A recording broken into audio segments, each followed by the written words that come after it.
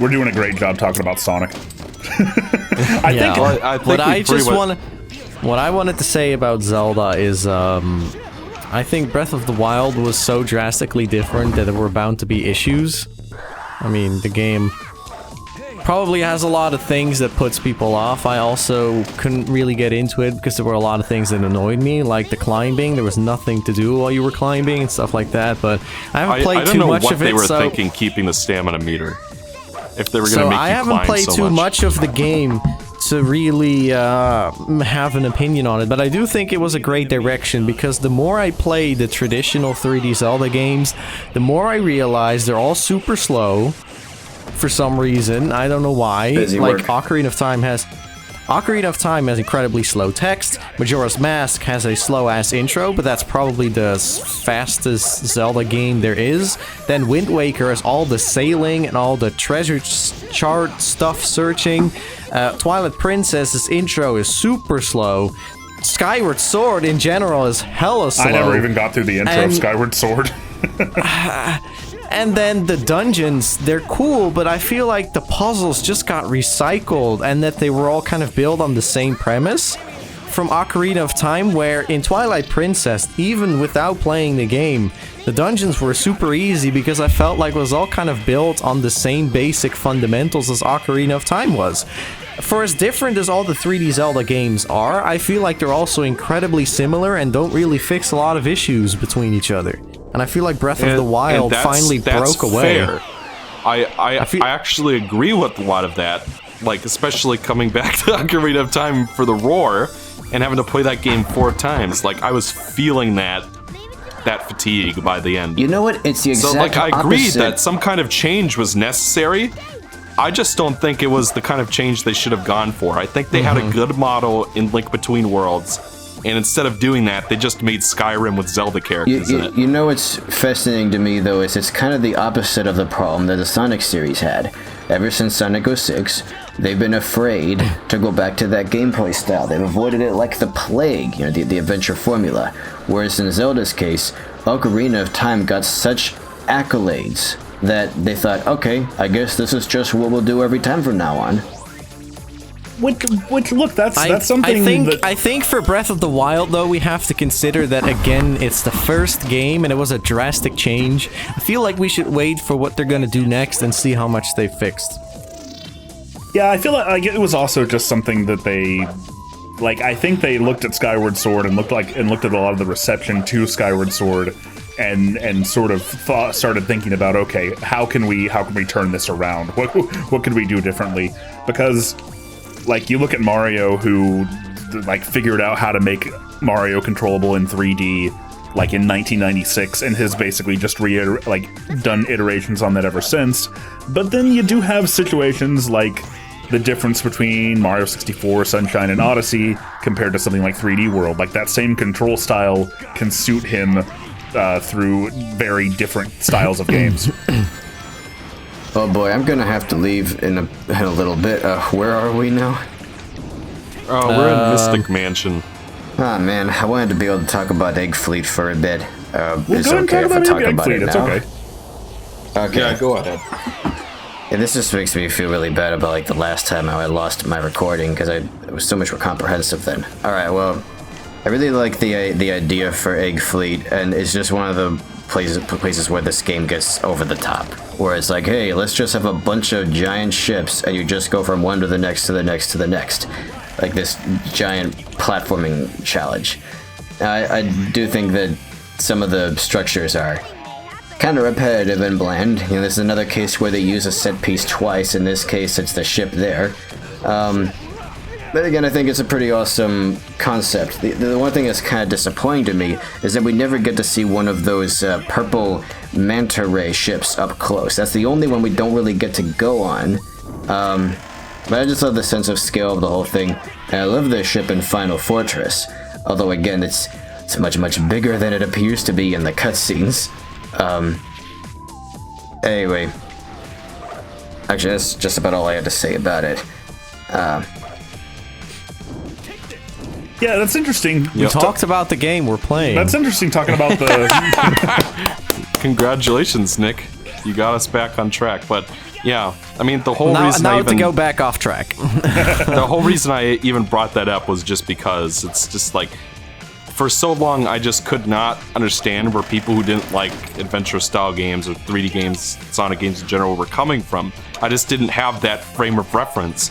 Right. And then playing Breath of the Wild made me understand what it feels like to understand a certain series having a certain appeal and being a certain way, only for it to suddenly become something you don't even recognize. Yeah, because Sonic Adventure, and especially Sonic Adventure 2, and even more than that, Sonic Heroes probably, at least in terms of gameplay, were all such significant breaks from what people like me who grew up playing the 16-bit games even thought of or recognized as a Sonic game.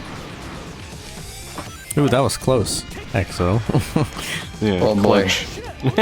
But I do think also, to go back to the whole being disappointed because things don't make you feel like they did when you were a kid, I think it takes a while and for people to sort of come to terms with the fact that, like, you can't hold things to those standards and expect them to, like, live up to them. Like, that's something that I noticed my friends, both online and otherwise, did a lot in the GameCube generation, because it's like, oh boy, Double Dash is coming out. It's gonna be like Mario Kart 64. And it wasn't, and it was disappointing on that level.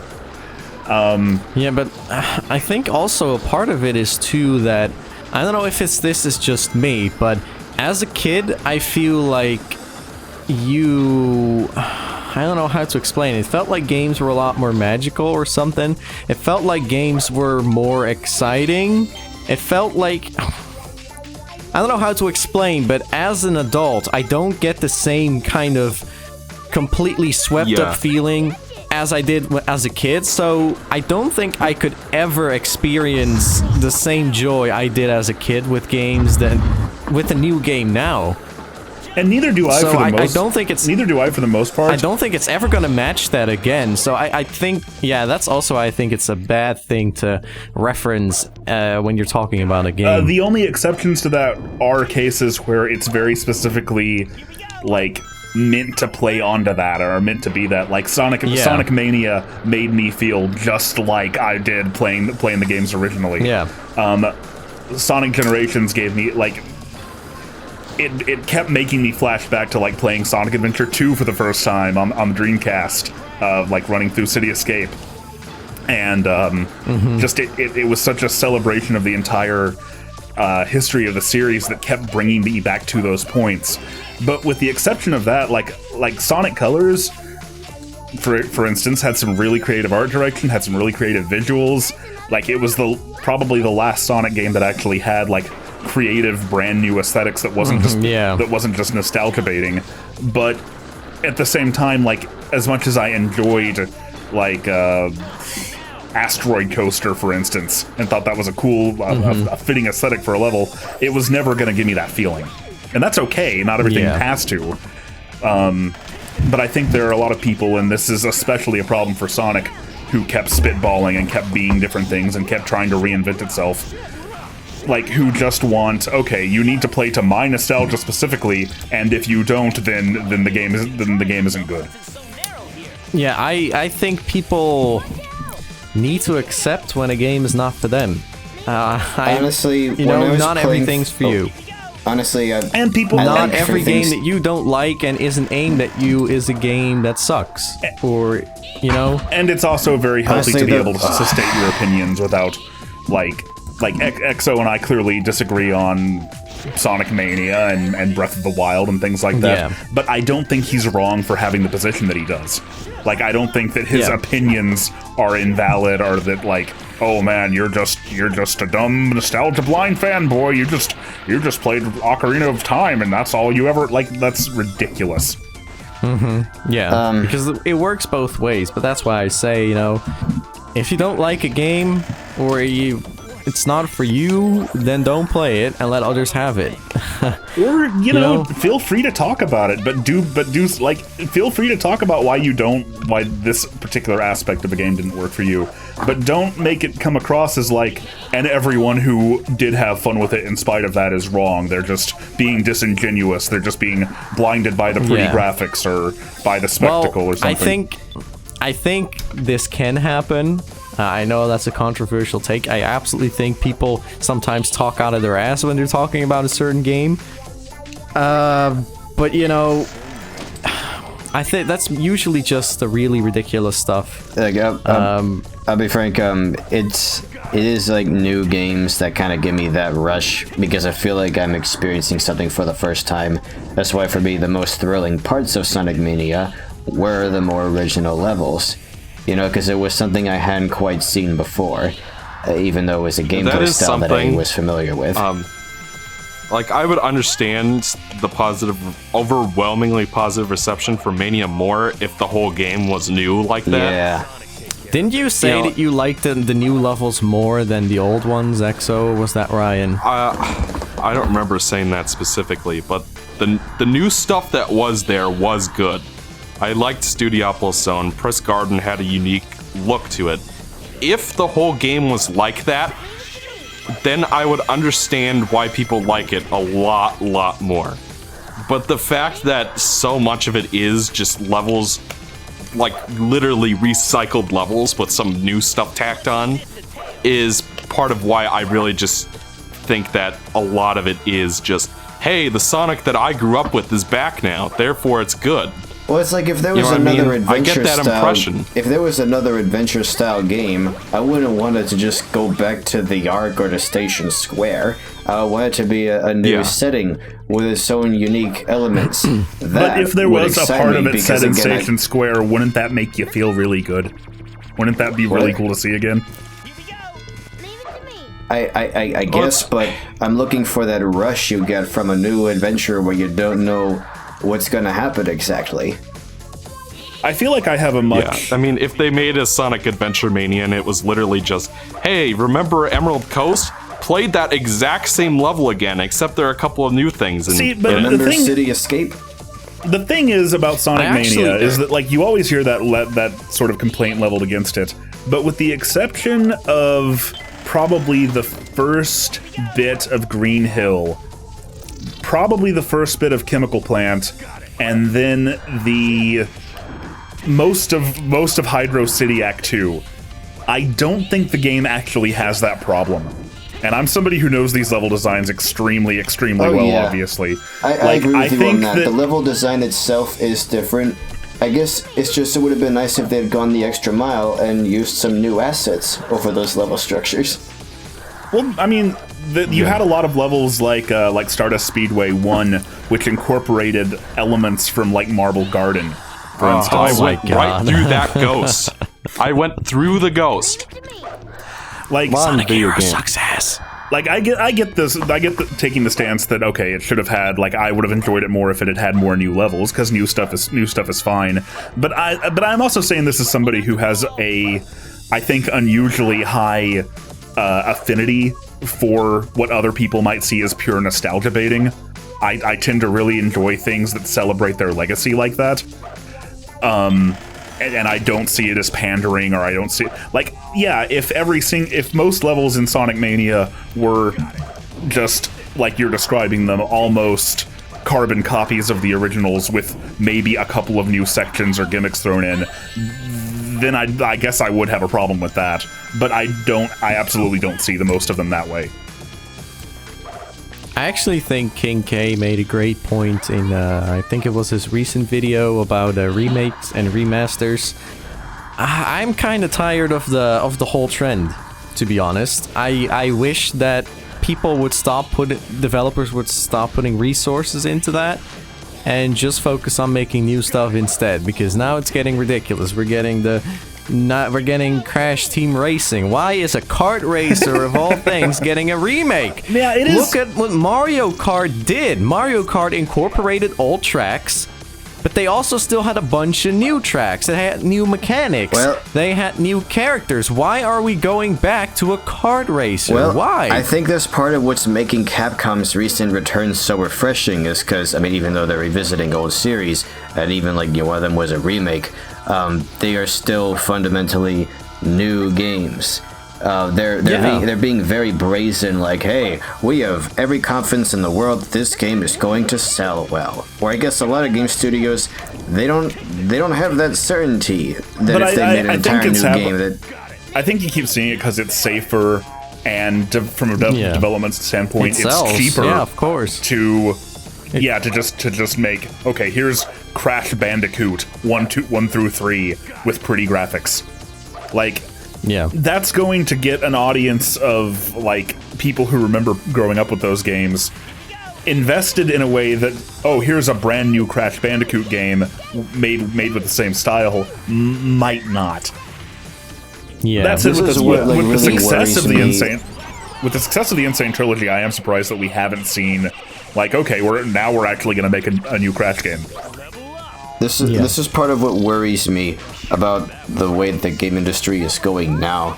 How they're switching more so from just games to live services, where the whole idea is to keep people coming back to play it every day with like daily rewards. And at that point, it just starts to feel more like a job than a hobby, like something you're expected to show up to. That's and- why I never liked Animal Crossing. By the way, I just want to say, usually when I appear on things like this or do podcasts or something like that, I usually play a game in the background just to have something to do. In the time that we've been recording this, I have finished Sonic 3 and Knuckles twice. Okay, we get it. You're a interesting Sonic stuff. nerd. Let's continue. Great, give me a medal. Yes, you'll get the medal. Nick's got him up. What do I gotta say to get my medal? Nick's got one. You've got one. I don't think that the medal awards should be, you know, something that we have like a rule set for. It shouldn't be something that you strive for. It should be something that you of earn course. through your own personality and contributions. Sorry guys, but I'm going to have to get going in like 5 minutes. So Okay. I guess I'll. Well, if Exo could finish the game in 5 minutes, that would be great. I guess I'll just give my final thoughts on Well, you're Sonic not that far Heroes away. now.